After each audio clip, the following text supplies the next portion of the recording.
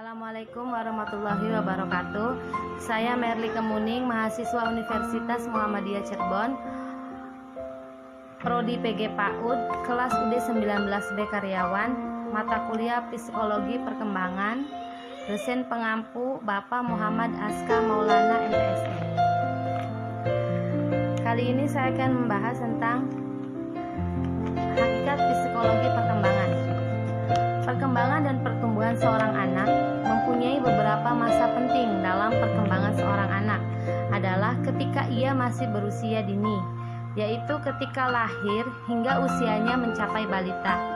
Masa-masa itu disebut sebagai golden age, yaitu masa-masa di mana seorang anak sedang menyerap segala sesuatu yang ada dalam lingkungannya dan yang ada di sekitarnya, dan semua yang diserapnya tersebut akan mempengaruhi perkembangan anak secara mental dan kepribadian. Usia dini adalah waktunya seorang anak mengalami perkembangan secara kognitif, fisik, sosial, dan emosional.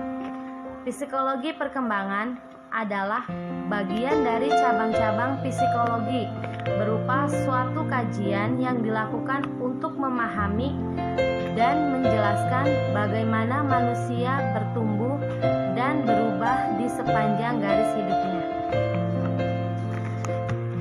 Yang termasuk dalam psikologi perkembangan anak usia dini adalah perkembangan fisik, kognitif, bahasa, moral, dan sosial emosional. Sedangkan psikologi anak membahas tentang tumbuh kembang anak secara lebih spesifik. Perkembangan anak usia dini adalah sesuatu yang merujuk pada perubahan-perubahan tertentu yang terjadi dalam sepanjang siklus kehidupan anak sejak lahir hingga usia 8 tahun. Perubahan yang tidak dapat terulang, tidak dapat diputar kembali, dan bersifat tetap. Faktor-faktor yang mempengaruhi perkembangan anak yaitu meliputi faktor herediter, pengaruh kontekstual umum, pengaruh normatif dan norma, dan pengaruh waktu, periode sensitif atau kritis. Tujuan mempelajari hakikat perkembangan anak usia dini adalah karena perkembangan manusia bersifat unik, berlangsung dalam waktu panjang, dan bersifat kompleks.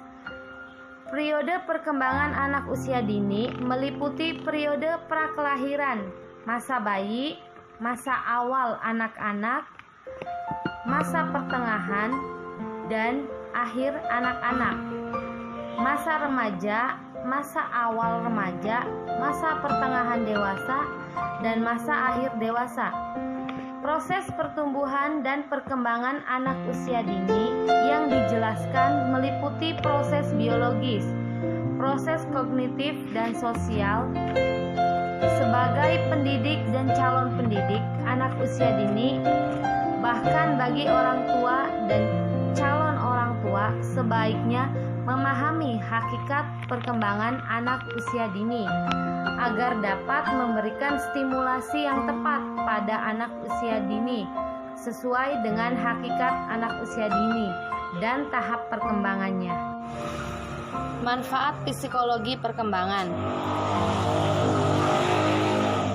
Dengan mempelajari psikologi, orang akan mengetahui fakta-fakta dan prinsip-prinsip mengenai tingkah laku manusia.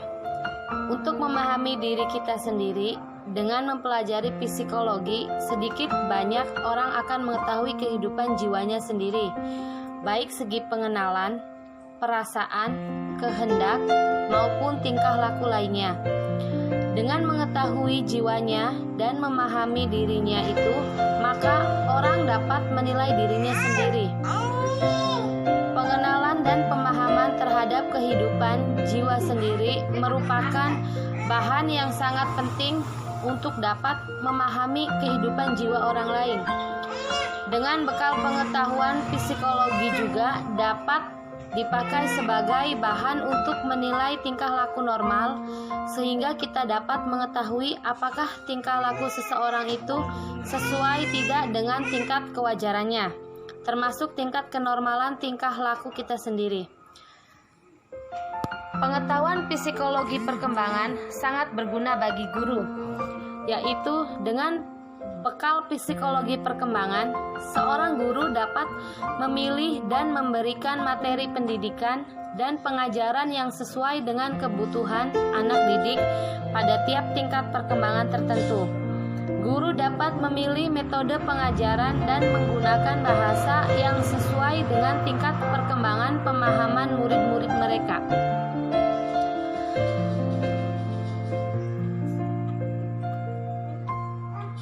Dalam usaha memahami psikologi perkembangan, ada baiknya kita ketahui apa yang dimaksud dengan perkembangan. Mulanya kata perkembangan berasal dari biologi, kemudian pada abad ke-20 ini kata perkembangan dipergunakan untuk psikologi. Karena penggunaannya pertama-tama dalam biologi, pada masa berikutnya ada ahli-ahli yang menyebut pertumbuhan di samping kata perkembangan. Bahkan ada orang yang menyebut kedua istilah itu adalah maksud yang sama.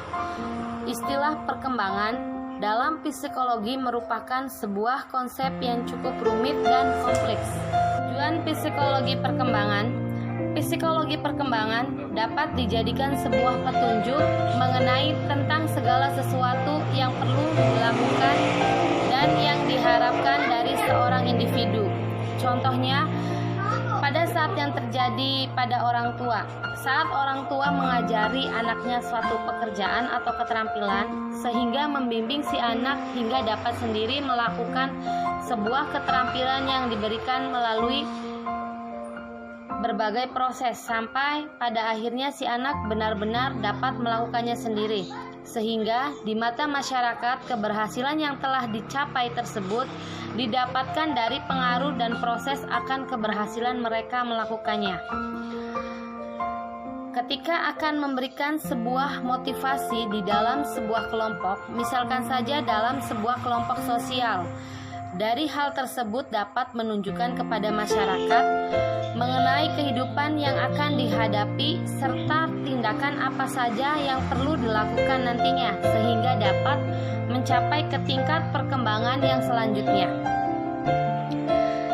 Sebagai penyesuaian terhadap sesuatu, saat kita melakukan penyesuaian diri pada lingkungan baru, tentu hal ini sangat sulit dilakukan dengan terdapatnya ketegangan emosional yang selalu menjadi pengiring di bagian tahapan tersebut. Namun, dari berbagai ketegangan bisa kita hilangkan apabila secara sadar tiap individu dapat saling menghargai proses dan sehingga anak-anak nantinya dapat lebih memahami kehidupan sosialnya yang baru dan dapat lebih menyesuaikan diri pada lawan jenis ketika akan dewasa nantinya. Di dalam ruang lingkup psikologi perkembangan, penjelasan yang terdapat di dalamnya untuk lebih dapat dimengerti dalam hal ini melalui cabang ilmu yang di dalamnya selalu membahas mengenai sebuah objek antara perilaku ataupun jiwa seseorang yang dilakukan dengan beberapa tahapan dimulai dari masa konsepsi sampai dewasa. Hakikat Perkembangan tidak terbatas pada pengertian pertumbuhan yang semakin membesar, melainkan di dalamnya juga terkandung serangkaian perubahan yang berlangsung secara terus-menerus dan bersifat tetap dari fungsi jasmania dan rohania yang dimiliki individu. Pengertian pertumbuhan dalam konteks perkembangan merujuk pada perubahan-perubahan yang bersifat kuantitatif, yaitu peningkatan dalam ukuran dan struktur, seperti pertumbuhan badan, pertumbuhan kaki, kepala, jantung, paru-paru, dan sebagainya. Sedangkan istilah perkembangan lebih merujuk pada kemajuan mental dan atau perkembangan rohani yang melaju terus sampai akhir hayat. Kematangan. Pengertian kematangan adalah Potensi yang dibawa individu sejak lahir timbul dan bersatu dengan pembawaannya serta turut mengatur pola perkembangan tingkah laku individu.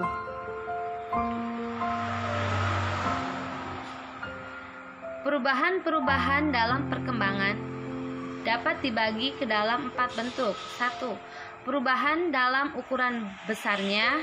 2. Perubahan-perubahan dalam proporsi. 3. Hilangnya bentuk atau ciri lama. 4. Timbul atau lahirnya bentuk atau ciri-ciri baru.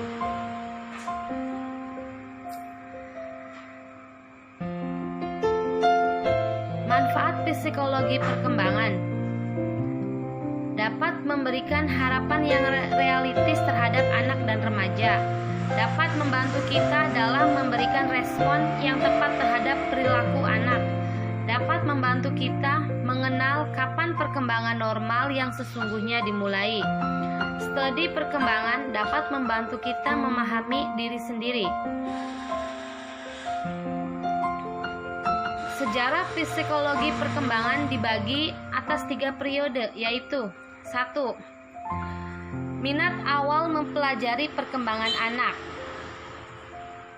Salah seorang filosof yang banyak mempengaruhi pandangan masyarakat tentang kehidupan anak adalah Plato.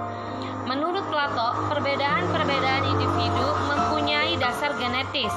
Potensi individu ditentukan oleh faktor keturunan, artinya sejak lahir, anak telah memiliki bakat-bakat atau benih-benih kemampuan yang dapat dikembangkan melalui pengasuhan dan pendidikan. Selain oleh Plato, studi tentang anak juga dilakukan oleh John Locke dan J.J. Rousseau. Rousseau yang beraliran nativisme mengatakan bahwa anak ketika dilahirkan sudah membawa segi-segi moral yang dapat berkembang secara alami dengan baik. Sejak lahir, anak adalah makhluk aktif dan suka berekspresi. Pandangan ini bertentangan dengan pandangan John Locke yang mengatakan bahwa bayi adalah makhluk pasif yang perkembangannya ditentukan oleh pengalaman. Ia beranggapan bahwa anak adalah makhluk dewasa yang tidak lengkap dan memperoleh pengetahuan melalui cara berpikir orang dewasa. 2. Dasar-dasar pembentukan psikologi perkembangan secara ilmiah. Perhatian dan penyelidikan yang sungguh-sungguh terhadap perkembangan anak melalui observasi langsung baru dimulai pada abad ke-19. Dalam hal ini ada 2 tokoh yang berpengaruh, yaitu 1. Pengaruh Darwin tahun 1809 sampai 1882. Menurut Darwin, anak merupakan suatu sumber yang kaya akan informasi tentang sifat dan ciri-ciri manusia. Dengan mempelajari tingkah laku dan perkembangan anak, kita bisa mengetahui asal-usul manusia.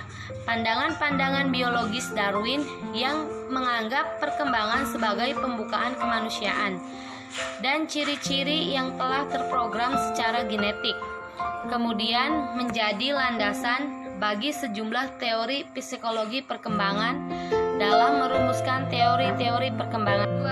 Pengaruh Kuhn tahun 1832 sampai 1920. Kejadian penting pada abad ke-19 adalah tumbuhnya psikologi sebagai disiplin yang berdiri sendiri yang ditandai dengan didirikannya laboratorium psikologi pertama di Leipzig tahun 1879 oleh Wilhelm Wundt. Wundt beranggapan bahwa eksperimen mempunyai arti penting bagi psikologi. Ia memberi dasar ilmiah pada psikologi eksperimental dan dengan teliti ia merumuskan syarat-syarat yang harus dipenuhi oleh sebuah eksperimen. 3. Munculnya studi psikologi perkembangan modern. Studi sistematis tentang perkembangan anak mengalami perkembangan yang cukup signifikan. Pada awal abad ke-20, penelitian-penelitian yang dilakukan pada zaman ini lebih bersifat deskriptif dan lebih dititik beratkan pada ciri-ciri khas yang terjadi secara umum, golongan-golongan umur serta masa-masa perkembangan tertentu. Isu-isu penting dalam psikologi perkembangan menurut Miller 1993. Sifat dasar manusia. Sifat dasar manusia dijabarkan berdasarkan 3 pandangan. 1. Pandangan mekanistik, pandangan organismik, pandangan kontekstualis.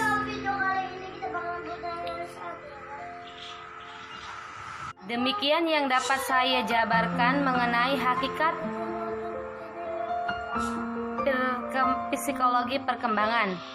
Kurang lebihnya saya ucapkan banyak terima kasih dan mohon maaf yang sebesar-besarnya. Wabillahi taufiq wal hidayah. Wassalamualaikum warahmatullahi wabarakatuh. Terima kasih.